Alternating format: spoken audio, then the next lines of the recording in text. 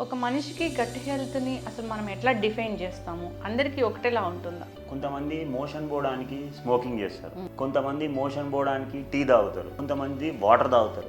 ఏం చేయకున్నా కానీ డైరెక్ట్గా మీరు మార్నింగ్ లేవగానే మోషన్ పోగలుగుతున్నారు అండ్ ఆ మోషన్ కూడా వితిన్ 2 to 3 మినిట్స్లో కంప్లీట్ చేయగలుగుతున్నారు అని అంటే మీ గట్ హెల్త్ బాగుంది. ఇంతమందికి గట్ హెల్త్ ఇష్యూ అనేది ఎందుకు ఉంది? సో ఇప్పుడు 9 o'clock తిన్నాం అనుకోండి, 9:30 పడుకుంటాం. నేను ఏం చెప్తున్న జనాలకి 9 o'clock తింటే ఒక 30 minutes అయినా వాకింగ్ చేయండి. ఓకే, అప్పుడు ఏమవుతుంది అంటే అసలు తినడానికి స్లీప్కి ఏంటి సంబంధం అంటే.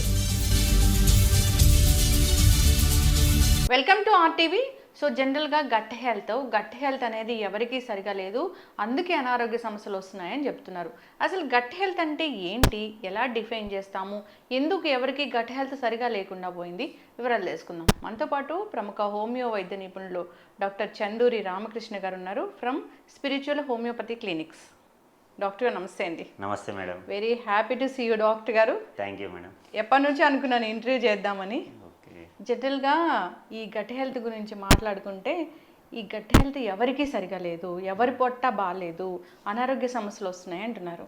ఒక మనిషికి గట్ హెల్త్ని అసలు మనం ఎట్లా డిఫైన్ చేస్తాము? అందరికీ ఒకటేలా ఉంటుందా? సో గట్ హెల్త్ ఎలా డిఫైన్ చేస్తాం అన్నారు.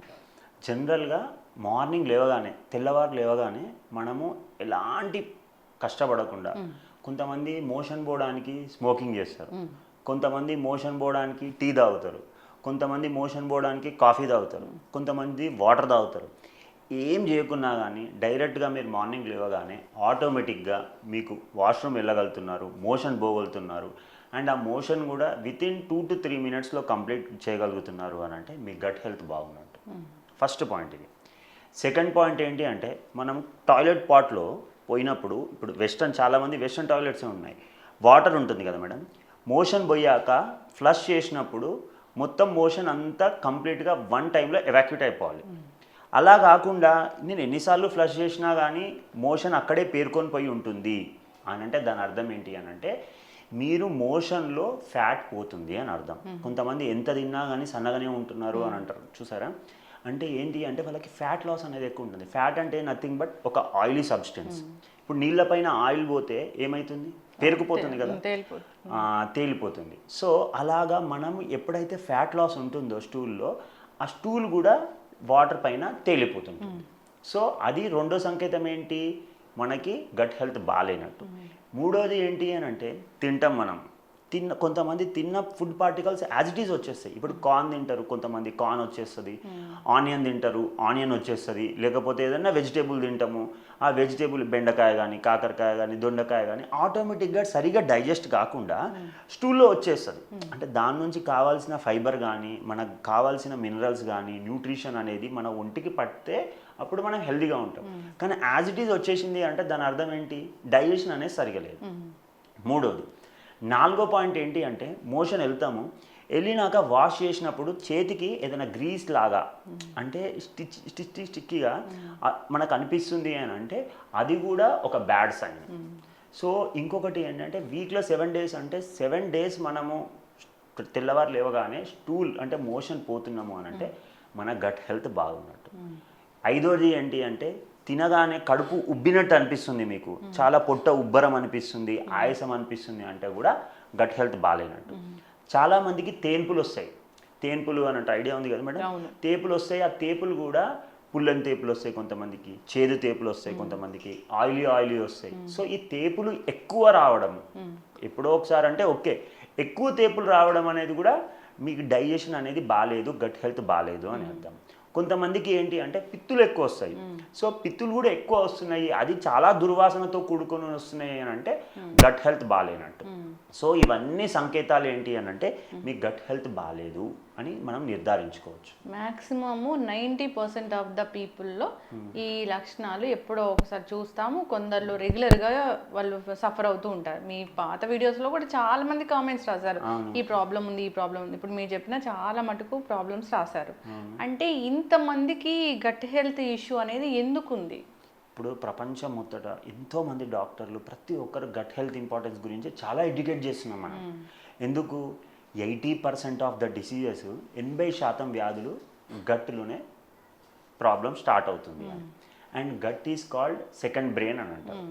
సో బ్రెయిన్కి ఇంకా గట్కి, గట్ అంటే ఏం లేదు మేడం, మౌత్ నుంచి మొదలు పెడితే మోషన్ పోయే యానల్ కెనాల్ దాకా, అంటే మలద్వారం దాకా, నోటి నుంచి మలద్వారం దాకా ఉండే కెనాల్ మొత్తంని గట్ అని అంటారు. సో ఈ బ్రెయిన్కి ఇంకా గట్కి కనెక్ట్ అయ్యి ఉంటుంది. దాన్ని ఏమంటారు అంటే గట్ బ్రెయిన్ యాక్సిస్ అంటారు. గట్ బ్రెయిన్ యాక్సిస్ అంటే ఏంటి అని అంటే బ్రెయిన్ని ఇంకా గట్ తోటి కనెక్ట్ అయ్యే ఒక నర్వ్ ఉంటుంది. అది ఏం నర్వ్ అంటే వేగస్ నర్వ్ అని అంటారు.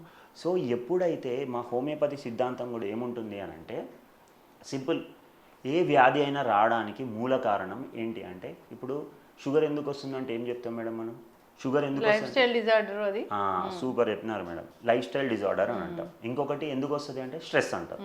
థైరాయిడ్ ఎందుకు వస్తుంది అంటే స్ట్రెస్ అంటారు. బీపీ ఎందుకు వస్తుంది అంటే స్ట్రెస్ అంటారు. ఇప్పుడు ఈ స్ట్రెస్ అనేది దేనికి రిలేటెడ్, మైండ్కి రిలేటెడ్, అవునా కదా. సో మీరు మైండ్ ఎప్పుడైతే ఎక్కువ స్ట్రెస్కి లోన్ అవుతుందో ఆటోమేటిక్గా ఏం చేస్తుంది, బ్రెయిన్ కొన్ని ఎంజైమ్స్ కెమికల్స్ రిలీజ్ చేస్తుంది. అప్పుడు గట్ డిస్టర్బ్ అవుతుంది. ఎందుకంటే గట్ బ్రెయిన్ యాక్సిస్ అని వేగస్ నర్వ్ తోటి కనెక్ట్ అవుతుంది అని చెప్పినాను కదా. సో హోమియోపతిలో ఒకటి ఉంటుంది, పిఎన్ఈఐ యాక్సిస్ అంటారు. పి అంటే సైకాలజీ, మైండ్ డిస్టర్బ్ అయితే, న్యూరాలజీ బ్రెయిన్ డిస్టర్బ్ అవుతుంది, ఎండోక్రైనాలజీ హార్మోన్స్ డిస్టర్బ్ అవుతుంది, ఇమ్యూనాలజీ ఇమ్యూన్ సిస్టమ్ దెబ్బతింటుంది. సో గట్ అంతా డిస్టర్బ్ అవుతుంది. సో అందుకే మనం ఎప్పుడు కూడా మనశ్శాంతిగా ఉండాలి, స్ట్రెస్కి దూరంగా ఉండాలి, సంతోషంగా ఉండాలి. ఏదన్నా బాధలు ఉన్నా కానీ వేరే వాళ్ళతోటి, మనకు నచ్చిన వాళ్ళతోటి, మన క్లోజ్ ఉన్న వాళ్ళతోటి, నమ్మకస్తులతోటి షేర్ చేసుకోవాలి. మనలో మనము బాధను పెట్టుకుంటే ఆటోమేటిక్గా స్ట్రెస్ ఎక్కువ డెవలప్ అయిపోతుంది. తద్వారా మన హార్మోన్స్ కానీ ఎమోషన్స్ కానీ డిస్టర్బ్ అయితే వ్యాధులు అనేటివి వస్తాయి. ఓకే, ఇప్పుడు మరి గట్ హెల్త్ బాగాలేదు, అందరికీ ఈ ప్రాబ్లమ్స్ ఉన్నాయి, ఏం చేయాలి డాక్టర్ గారు? మేడం గట్ హెల్త్ బాగాలేదు, ఫర్ ఎగ్జాంపుల్ ఒక జనరల్గా గట్ హెల్త్, ఇప్పుడు స్కూల్లో పిల్లలు ఉన్నారు మేడం, ఉదాహరణకి మనం స్కూల్లో ఉన్నప్పుడు చాక్లెట్లు తింటాం, బిస్కెట్లు తింటాం, కేకులు తింటాం, ఈవెన్ లాస్ట్కి బూర్మిఠాయి అంటారు, ఐడియా ఉంది, ఐడియా ఉంది కదా మేడం, బూర్మిఠాయి, క్యాండీస్, అది కూడా తింటాం. ఇవన్నీ తింటాం, రకరకాలు తింటాం, కానీ అప్పుడు గట్ హెల్త్ అనేది అంత ఈజీగా డిస్టర్బ్ కాదు. కానీ ఈవెన్ 20-25 ఇంజనీరింగ్లో కూడా కాలేజ్లో చదువుతున్నప్పుడు, డిగ్రీలో చదువుతున్నప్పుడు, మెడిసిన్ చేసేవారు, లేకపోతే ఎలాంటి చదువుకునేవారు కూడా చాలా రకరకాల ఫుడ్స్ తింటారు. ఒక ఫుల్ బిర్యానీ కాదు, 2 బిర్యానీస్ కూడా తినేవాళ్ళు ఉన్నారు. చాలా ఆల్కహాలిక్, అంటే ఇంకా కాలేజ్ స్టూడెంట్స్ చాలా మటుకు అందరు తాగుతారు, కాలేజ్లో కొంచెం ఎక్కువ. కానీ ఇవన్నీ చేసినా కానీ వాళ్ళు ఏం చేస్తారు, ఒక్కటి గుర్తుపెట్టుకోండి, ఇప్పుడు ఒక స్టూడెంట్స్ ఎట్లా ఉంటారు, మామ ఎంజాయ్ చేద్దాం, ఇలా పార్టీ చేసుకుందాం, ఫుల్ ఎంజాయ్ చేద్దాం అని అంటారు.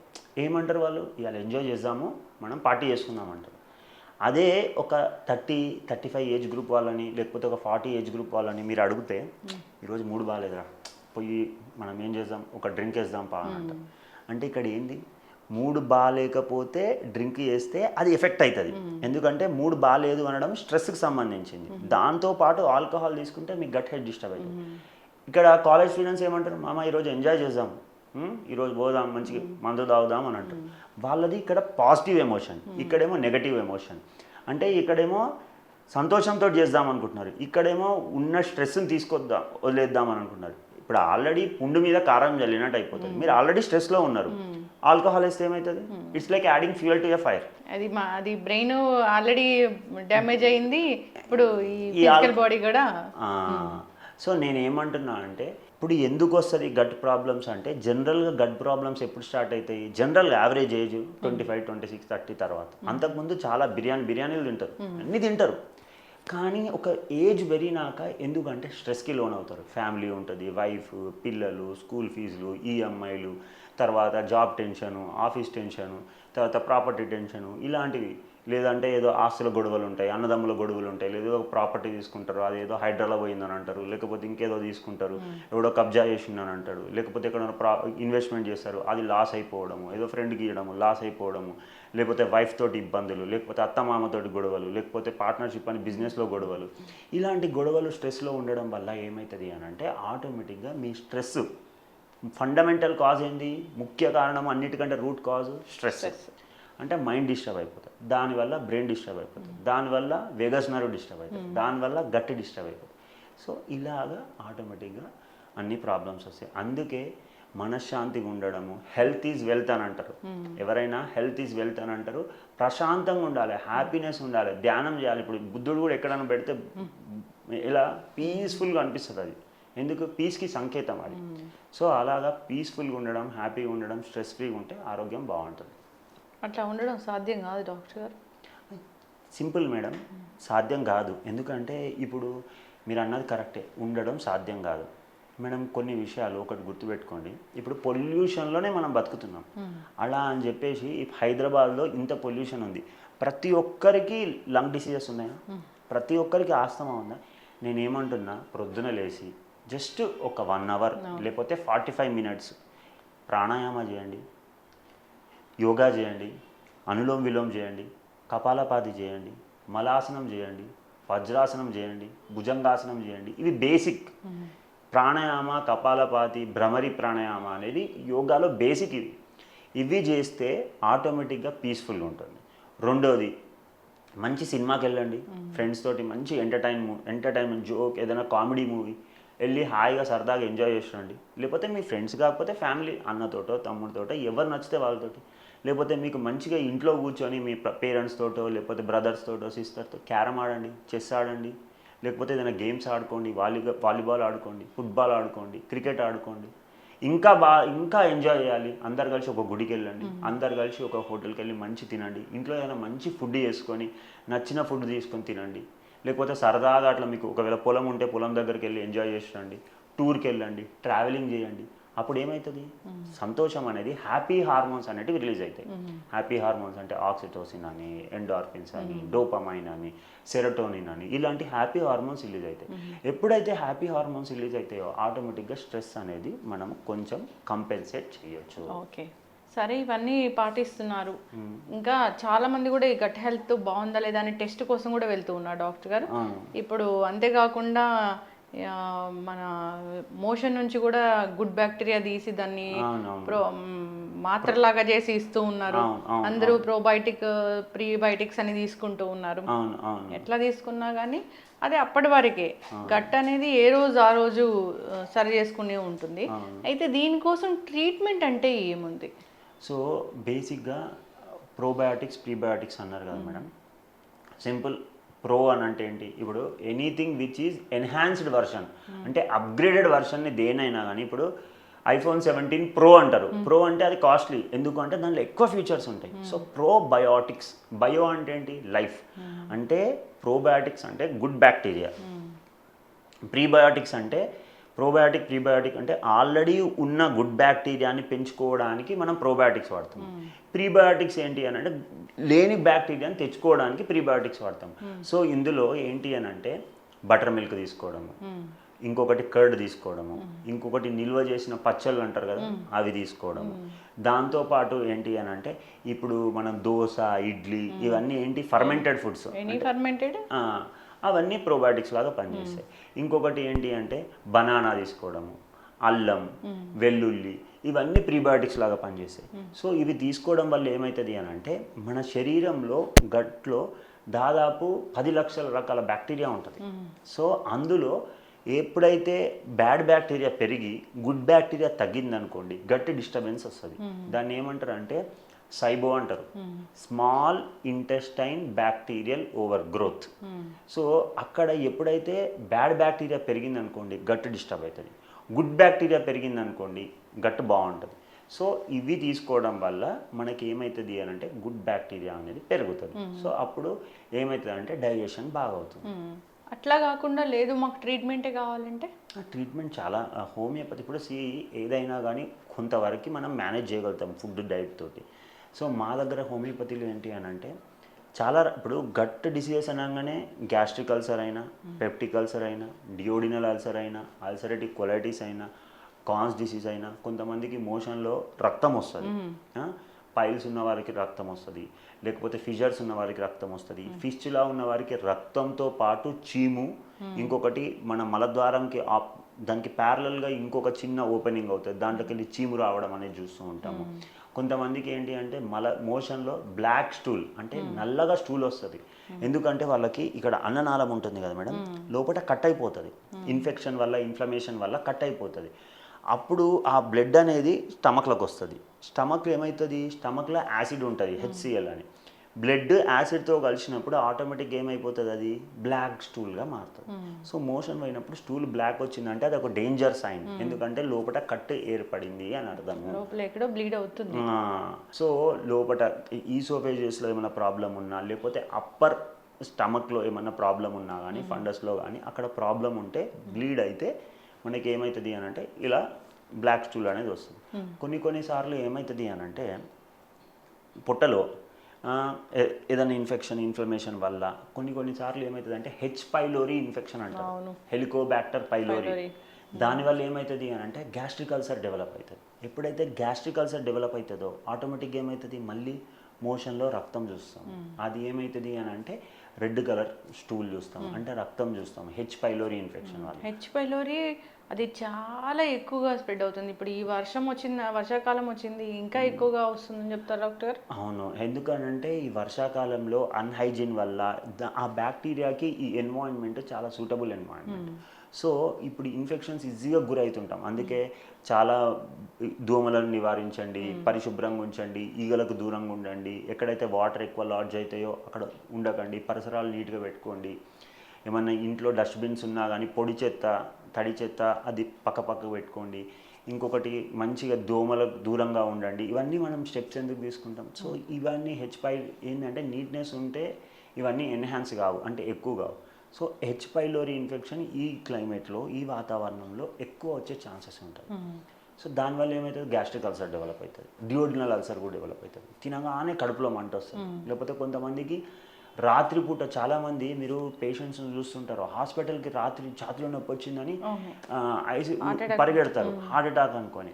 కానీ తీరా చూస్తే లేదు మీకు గ్యాస్ట్రిక్ ప్రాబ్లం ఉంది అని అంటారు. అంటే డియోడినల్ అల్సర్లో ఏమవుతుంది అంటే తినగానే ఒక 2 గంటల తర్వాత వీళ్ళకి హెచ్ పైలోరీ ఇన్ఫెక్షన్ ఉంటే ఆ గ్యాస్ట్రిక్ ప్రాబ్లం వల్ల ఆ గ్యాస్ పైకి నెట్టేసినట్టు ఇక్కడ తన్నేసినట్టు ఉంటుంది. సో వాళ్ళకి ఛాతిలో నొప్పి వచ్చినట్టు అనిపిస్తుంది, ఆయాసము, ఇబ్బంది, కడుపులో పొట్టలో అంతా ఏదో బిడ్డబెట్టినట్టు అనిపించడము, ఇవన్నీ ఎందులో ఉంటాయి అని అంటే హెచ్ పైలోరీ ఇన్ఫెక్షన్స్లో ఉంటాయి. ఇంకొకటి ఏంటి అంటే హెచ్ పైలోరీలో వీళ్ళకు ఇన్ఫెక్షన్ ఉండడం వల్ల తినడం కూడా, ఎందుకంటే తింటే కడుపులో మంటేస్తుంది. సో తినడానికి ఇంట్రెస్ట్ చూపించరు. ఫుడ్ చూసిన వాళ్ళకి ఏమైపోతుంది అంటే ఒక వామిటింగ్ సెన్సేషన్, ఒక నాసియా సెన్సేషన్, ఇవన్నీ వస్తాయి. దాని తర్వాత ఏముంటుందంటే ఫుడ్ తినగానే కడుపులో మంట. సో ఈ మంట ఉండడం వల్ల వాళ్ళు ఆహారం తినడం తక్కువ చేస్తారు. ఎప్పుడైతే ఆహారం తినడం తక్కువ చేస్తారో ఆటోమేటిక్గా వెయిట్ లాస్ అనేది చూస్తాం. సన్నగా అయిపోవడము, సంకెన్గా అయిపోవడము, కంటి చుట్టూ వలయాలు డెవలప్ అవ్వడము, మూతి చుట్టూ వలయాలు డెవలప్ అవ్వడము, వీక్ ఉండడము. వీళ్ళకి టెస్టులు చేసినా కానీ కాల్షియం తక్కువ ఉంటుంది, ఐరన్ తక్కువ ఉంటుంది, B12 తక్కువ ఉంటుంది. మళ్ళీ B12 తక్కువ ఉంటే తిమ్మిర్లు రావడము, ఇవన్నీ రకరకాల ప్రాబ్లమ్స్ వస్తాయి. సో ఏంటి అని అంటే ఈ H pylori infection, gastric ulcer వచ్చినప్పుడు ఇమ్మీడియట్గా మెడిసిన్ తీసుకున్నట్టయితే నిర్ధారించుకొని ఒక USG ఆఫ్ అబ్డామెన్ స్కాన్ చేయించిన, లేకపోతే అందులో కొంచెం తెలుస్తుంది, తర్వాత ఎండోస్కోపీ అంటే నోటి ద్వారా పైప్ వేసి చెక్ చేస్తారు. దానికి అక్కడ మెడిసిన్ కూడా అక్కడ ఇస్తారంట డాక్టర్ గారు. అంటే ఇప్పుడు మా హోమియోపతిలో ఎలా ఉంటుంది అని అంటే ఉదాహరణకి ఫర్ ఎగ్జాంపుల్ మేడం, ఒక పేషెంట్ A ఉన్నాడు, అతని నేమ్ A అనుకుందాం, ఇంకో పేషెంట్ నేమ్ B ఉన్నాడు. ఇద్దరికి హెచ్ పైలోరీ ఇన్ఫెక్షన్ ఉంది, ఇద్దరికి సేమ్ ప్రాబ్లం ఉంది, కానీ మందు మారిపోతుంది. ఎందుకు అని అంటే ఈ పేషెంట్ ఏమో చాలా హైట్ ఉంటాడు, కోపం ఎక్కువ, తర్వాత ఆవేశం ఎక్కువ, తర్వాత చెప్పిన మాట వినడు. సో ఇలాంటి మెంటాలిటీ. ఇంకొక పేషెంట్ ఉన్నాడు, హైట్ తక్కువ ఉంటాడు కానీ లావ్ ఎక్కువ ఉంటాడు, మృదు స్వభావి, సాఫ్ట్, లేకపోతే సెన్సిటివ్, ఎవరైనా ఏమైనా మాట అన్నా పడలేడు, భయము, ఇలాంటి లక్షణాలు ఉన్న పేషెంట్ ఉన్నాడు. సో మందు మారిపోతుంది. సో మనిషి యొక్క వ్యక్తిత్వాన్ని బట్టి, మనిషి యొక్క తత్వాన్ని బట్టి, మనిషి యొక్క ఆహార అలవాట్లు బట్టి, మనిషి యొక్క శారీరక తత్వాన్ని బట్టి, తర్వాత ఫ్యామిలీ హిస్టరీ అంటే అమ్మమ్మ, తాతయ్య, మేనమామ, మేనత్త, ఈ ఫ్యామిలీ హిస్టరీ అంతా తీసుకొని దాని తర్వాత ఆయనకి వేడి తట్టుకోలేడా, చలి తట్టుకోలేడా, ఇవన్నీ కన్సిడర్ చేసి, దాహం ఎక్కువ తీసుకుంటారా, దాహం తక్కువ ఉంటుందా, ఇవి కూడా కన్సిడర్ చేసి మెడిసిన్ ఇవ్వడం జరుగుతుంది. దీన్ని ఏమంటారంటే జెనెటిక్ కాన్స్టిట్యూషనల్ హోమియోపతి ట్రీట్మెంట్ అంటారు. తద్వారా ఏమవుతుందంటే రూట్ కాజ్ నుంచి, అంటే ఒక చెట్టు యొక్క మొదల నుంచి మనము క్యూర్ అనేది జరుగుతుంది. సో ఏమవుతుందంటే స్టెప్ బై స్టెప్ ఈ ప్రాబ్లం తోటి ఇంకా వేరే ఏమైనా కంప్లైంట్స్ ఉన్నా కానీ అవన్నీ అడ్రస్ చేయడం జరుగుతుంది. ఇక్కడ రూట్ కాజ్ని ట్రీట్ చేస్తారు కాబట్టి ఈ ప్రాబ్లం తగ్గిపోతుంది, వచ్చే ప్రాబ్లమ్స్ కూడా రాకుండా ఉంటాయి. ఎందుకంటే నెక్స్ట్ మళ్ళీ ఇది రిపీట్ అవ్వకుండా ఉంటుంది. వచ్చే ప్రాబ్లం మీరు 100% కరెక్ట్ మేడం. వచ్చే ప్రాబ్లం కూడా రాకుండా ఎందుకు ఉంటుంది అంటే ఎప్పుడైతే రూట్స్ స్ట్రాంగ్ అవుతాయో మన ఇమ్యూన్ సిస్టమ్ అనేది స్ట్రాంగ్ ఉంటుంది. ఎప్పుడైతే ఇమ్యూన్ సిస్టమ్ స్ట్రాంగ్ ఉంటుందో మన so called bacterial infections, viral infections ఇవన్నీ రాకుండా ఏమవుతుంది అంటే మనం స్ట్రెంగ్తన్ అవుతాం. సో ఏంటి అంటే ఒకసారి హోమియోపతి మెడిసిన్ తీసుకున్నాక మంచి డాక్టర్ దగ్గర మంచి రెమెడీ, మీకు సూటబుల్ రెమెడీ కనుక మీకు తగిలినట్టయితే మీకు రిజల్ట్స్ ఎక్స్ట్రాడినరీగా ఉంటాయి. హోమియోపతి టాబ్లెట్స్ అంటే అందరికీ ఒకటే షుగర్ గోళీలు ఇస్తారు చిన్న చిన్నవి అనేది ఉంటుంది డాక్టర్ గారు. ఏం చెప్తారండి దాని గురించి అసలు? Simple madam. మీరు ఒక షాపింగ్ మాల్కి వెళ్తారు. ఎగ్జాంపుల్ చెప్తున్నాను నేను. వైట్ షర్ట్ చూస్తాం మనం. వైట్ షర్ట్ చూస్తే ఒక షర్ట్ 1000 రూపాయలు ఉంటుంది, ఒకటి 2000 ఉంటుంది, ఒకటి 4000 ఉంటుంది, ఇంకొకటి 6000 కూడా ఉండొచ్చు. రకరకాల షర్ట్స్. అన్ని వైట్ షర్ట్స్ ఏమా? కాటన్ ఉంటుంది ఒకటి, పాలియస్టర్ ఒకటి ఉంటుంది, లినెన్ ఒకటి ఉంటుంది, లేకపోతే సిల్క్ ఉంటుంది, ఇంకొకటి కాటన్ ప్లస్ పాలియస్టర్, ఇట్లా రకరకాలు ఉంటాయి కదా. సో పిల్స్ చూడడానికి అన్నీ సేమే, దాంట్లో వేసే మెడిసిన్ మారిపోతుంది, మళ్ళీ డోస్ కూడా మారిపోతుంది. హోమియోపతిలో ఎన్నో 4000 నుంచి 5000 రకాల మెడిసిన్స్ ఉన్నాయి మేడం. సో చెట్ల నుంచి మందులు తయారు చేస్తారు, యానిమల్స్, చేపల నుంచి, స్నేక్స్ నుంచి, కాక్రోచ్ నుంచి, స్పైడర్స్ నుంచి, ఫిష్ నుంచి, ఇలా రకరకాల వాటితోటి కూడా మెడిసిన్ తయారు. సైడ్ ఎఫెక్ట్స్ లేనిది ఇది. సైడ్ ఎఫెక్ట్స్ అనేటివి హోమియోపతిలో చాలా తక్కువ. ఎందుకు అని అంటే మెడిసిన్ డోస్ అనేది చాలా మినిమల్గా ఉంటుంది. ఏంటంటే మనం ఇమ్యూనిటీని ఎన్హాన్స్ చేయడానికి ఇస్తాము, అంటే వాళ్ళ లోపల రోగనిరోధక శక్తిని పెంచుతాము, అంటే వ్యాధి రాకుండా వాళ్ళకి రోగనిరోధక శక్తి పెంచుతాం కాబట్టి ఆటోమేటిక్గా ఏమైపోతుంది, వాళ్ళకు ఇమ్యూనిటీ పెరగడం వల్ల వ్యాధులు అనేది తగ్గుముఖం పడతాయి. చాలా చక్కగా చెప్పారు డాక్టర్ గారు. అయితే ఇప్పుడు ఏం డౌట్ అంటే ఇప్పుడు అందరిది మందుల బాడీ అయిపోయింది. అంటే ఇంట్లో చూస్తే ఒక పెద్ద మందుల డబ్బా ఉంటుంది. మేము బీపీకి మందులు వాడుతున్నాము, షుగర్కి మందులు వాడుతున్నాము, నేను గట్ హెల్త్ కోసమో లేదంటే సోరియాసిస్ కోసమో లేదా మా డాక్టర్ గారు ఇంకా నాకు ఏదో ప్రాబ్లం ఉందని హోమియో మందులు ఇచ్చారు, ఇవి వాడుకోవచ్చా అనే డౌట్ ఉంటుంది. ఇవి వాడుకోవచ్చా అండి అట్లా? మేడం ఇప్పుడు ఒక ఉదాహరణ మీరు అన్న చాలా బాగా చెప్పారు. ఇప్పుడు రీసెంట్ టైమ్స్లో నా దగ్గరకు ఒక పేషెంట్ వచ్చినాడు. వాళ్ళ మదర్ని తీసుకొని వస్తుండే. వాళ్ళ మదర్ 60-65 ఇయర్స్ ఓల్డ్ ఉంటుంది. వాళ్ళ మదర్ డయాబెటిక్. కాకపోతే వాళ్ళ అమ్మకి మోకాలు నొప్పులు వచ్చినాయి, అలాగే వెరికోస్ వెయిన్స్ ప్రాబ్లం ఉంది అని వచ్చినారు. సో వాళ్ళ అమ్మ 63-65 ఇయర్స్ అప్రాక్సిమేట్లీ. వాళ్ళ అమ్మకి at the age of 50 diabetic వచ్చింది. సో గత 15 సంవత్సరాల నుంచి డయాబెటీస్ మెడిసిన్ వాడుతున్నారు. సో మన దగ్గరకు వచ్చినాక నేను చెప్పాను జెనెటిక్ కాన్స్టిట్యూషనల్ మెడిసిన్ ఇస్తాం కాబట్టి మీకు స్టెప్ బై స్టెప్ గ్రాడ్యువల్గా మెల్లగా మీ డయాబెటీస్ డోసేజ్ కూడా తగ్గిస్తాము, కానీ ఓవర్ నైట్ కాదు. ఇప్పుడు నాకు 1.5 ఇయర్ నుంచి వస్తున్నారు.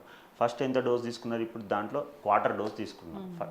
ఫర్ ఎగ్జాంపుల్ ఫస్ట్ 1000 mg తీసుకుంటే ఇప్పుడు 250 mg తీసుకున్నాను. గ్రాడ్యువల్గా మెల్లిమెల్లిగా తగ్గించుకుంటూ కొన్ని రోజుల తర్వాత ఏమవుతుందంటే ఆ మెడిసిన్ స్టాప్ చేసి ఈ మెడిసినే కంటిన్యూ చేస్తాం. సో ఆ అబ్బాయికి కూడా రీసెంట్ టైమ్స్లో డయాబెటీస్ వచ్చింది. సో ఆయన ఏం చేసినాడు, ఆయనకు తెలుసు కదా హోమియోపతిలో డయాబెటీస్కి ట్రీట్మెంట్ ఉంది, గట్ హెల్త్ ప్రాబ్లమ్స్కి ట్రీట్మెంట్ ఉంది అని. సో ఆయన ఏ ఇంగ్లీష్ మెడిసిన్ వాడకుండా మన దగ్గరకు వచ్చినప్పుడు హోమియోపతి వాడండి అని చెప్పాను. ఇప్పుడు ఆయన హోమియోపతియే వాడుతుంది. ఇంతకుముందు ఎప్పుడు కూడా డయాబెటీస్కి ఇంగ్లీష్ మెడిసిన్ వాడలేదు. ఇప్పుడు ఏమైంది, ఆయనకు 6 months నుంచి HbA1c లెవెల్స్ 8.8 ఉండే. రీసెంట్ టైమ్స్లో చెక్ చేపిస్తే 6.4 వచ్చినాయి. ఇంకా మెల్లిమెల్లిగా 5.7కి వచ్చేస్తాయి. 6 months అయింది, ఇంకొక 6 months 1 yearలో ఆయన డయాబెటీస్ లెవెల్స్ నార్మల్స్ వస్తాయి. అలాగే లైఫ్ స్టైల్ చేంజెస్ చెప్పినాము, డైట్ ఏం తీసుకోవాలి చెప్పినాము, తర్వాత యోగా ప్రాణాయామ ఎక్సర్సైజ్ చేయాలి అని చెప్పినాము.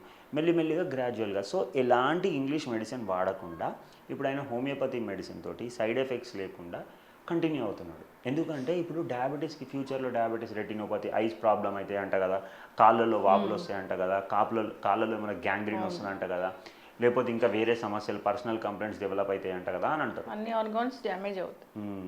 సో ఇప్పుడు మనము ఇలా చేయడం వల్ల ఏమవుతుంది అని అంటే కంప్లీట్గా హోమియోపతి మీద పెట్టవచ్చు. లాంగ్ రన్లో డయాబెటీస్ గురించి మెడిసిన్ తీసుకునే వారికి వాళ్ళకి ఏం చేస్తాం, మనము గ్రాడ్యువల్గా డోసెస్ తగ్గిస్తాము. అది 2 years పట్టవచ్చు, 1.5 year పట్టవచ్చు. తర్వాత ఏమవుతుంది, ఓన్లీ హోమియోపతి మీద ఉంటారు, సైడ్ ఎఫెక్ట్స్ కూడా ఉండవు, లాంగ్ రన్లో ఎలాంటి కాంప్లికేషన్స్ ఉండవు. అది మేడం చక్కటి ఇన్ఫర్మేషన్ డాక్టర్ గారు. ఇప్పుడు గట్ హెల్త్ గురించి మాట్లాడుతున్నాము. గట్ హెల్త్ బాగుంటే అసలు అనారోగ్య సమస్యలు రావనేదే కాన్సెప్ట్. ఈ గట్ హెల్త్ని మీరు సరి చేస్తారు, మీ దగ్గరకు వచ్చాము, మా మెటబాలిజం ఎలా ఉందో చెక్ చేశారు, ఎందుకు వస్తుంది ఏంటి రూట్ కాజ్ని ట్రీట్ చేశారు. ఒకవేళ ట్రీట్మెంట్ అయిపోయాక లేదా గట్ హెల్త్ బాగానే ఉంది ఎవరికైనా అన్నప్పుడు ఏం తప్పులు చేస్తే మళ్ళీ అది గట్ హెల్త్ ఇష్యూ వచ్చేది అవకాశం ఉంది? ఆ, తప్పులు ఏం చేయాలి, ఏం తప్పుల వల్ల గట్ హెల్త్ ప్రాబ్లం వస్తుంది? First and foremost madam, night నుంచి స్టార్ట్ చేద్దాం. తింటాం మనం, ఆహారం తింటాం, తినగానే పోయి పడుకుంటాం. సో ఇప్పుడు 9 o'clock తిన్నాం అనుకోండి, 9:30కి పడుకుంటాం. నేను ఏం చెప్తున్నా జనాలకి, 9 o'clock తింటే ఒక 30 minutes అయినా వాకింగ్ చేయండి. ఓకే, అప్పుడు ఏమవుతుంది అంటే అసలు తినడానికి స్లీప్కి ఏంటి సంబంధం అంటే, తిన్నాక మనం ఫుడ్ తిన్న ఆహారం డైజెస్ట్ కావడానికి అట్లీస్ట్ 4 to 6 hours పడుతుంది. ఇప్పుడు మటన్ తింటాం, చికెన్ తింటాం, ఫిష్ తింటాం, ఇదంతా ప్రోటీన్ ఫుడ్. ప్రోటీన్ డైజెస్ట్ కావడానికి 4 to 6 hours పడుతుంది. ఏదైనా సాఫ్ట్ ఫైబర్ ఫుడ్ తిన్నాం అనుకోండి, 3 to 4 hours డైజెషన్ అవుతుంది. అంటే మీరు తినగానే పడుకుంటే, మనం పడుకునే టైంలో ఈ డైజెషన్ ప్రాసెస్ అంతా స్టార్ట్ అయితే గట్కి బ్లడ్ సప్లై ఎక్కువ అయితే మీకు స్లీప్ డిస్టర్బ్ అవుతుంది. ఎప్పుడైతే స్లీప్ డిస్టర్బ్ అవుతుందో మళ్ళీ హెల్త్ ఇష్యూస్ వస్తాయి. ఎందుకంటే స్లీప్ డిస్టర్బ్ అయితే మెగ్నీషియం తగ్గుతుంది, కార్టిజాల్ పెరుగుతుంది, హ్యాపీ హార్మోన్స్ తగ్గిపోతాయి, స్ట్రెస్ హార్మోన్ పెరుగుతుంది. సో ఫస్ట్ ఏంటి, తినగానే పడుకోకండి. ఆఫ్టర్నూన్ కూడా కొంచెం మందికి చాలా బ్యాడ్ అలవాటు ఉంటుంది, తినగానే పడుకుంటారు రిలాక్స్ అవుదామని. కానీ చేయాల్సింది ఏంటి, తినగానే వాకింగ్ చేయాలి, తినగానే పడుకోకూడదు. అదొకటి. రెండోది, చాలామంది ప్రాసెస్డ్ ఫుడ్ తింటారు. ప్రాసెస్డ్ కాదు, అల్ట్రా ప్రాసెస్డ్ ఫుడ్ తింటారు.